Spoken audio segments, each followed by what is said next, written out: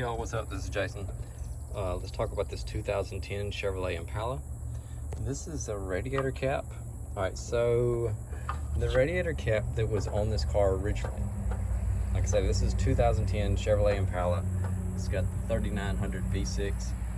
The one that was on here originally broke off. This whole, see where these little gaps are right here? These little passageways? This whole end from here down all broke off and was stuck down in here.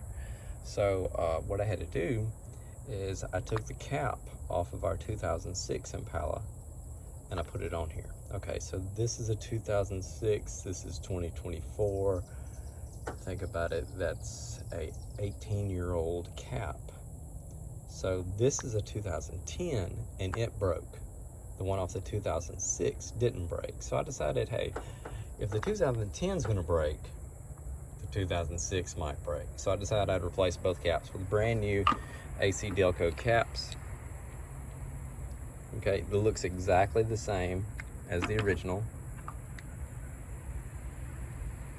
except for the O-ring. See the O-ring? It's got many years of age and it's all squished down. Got this nice, beautiful O-ring. So I'm sure things on the inside aren't functioning quite as well either. All right, so that'd be wise, an old vehicle with an old plastic radiator cap. Replace that thing, okay, y'all? All right, y'all have a good day. Thanks for watching. Hope you have a good one. Bye. You want to know what I paid for them?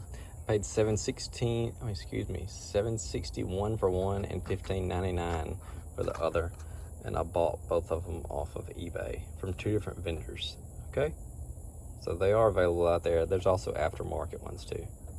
All right, y'all have a good day. Later.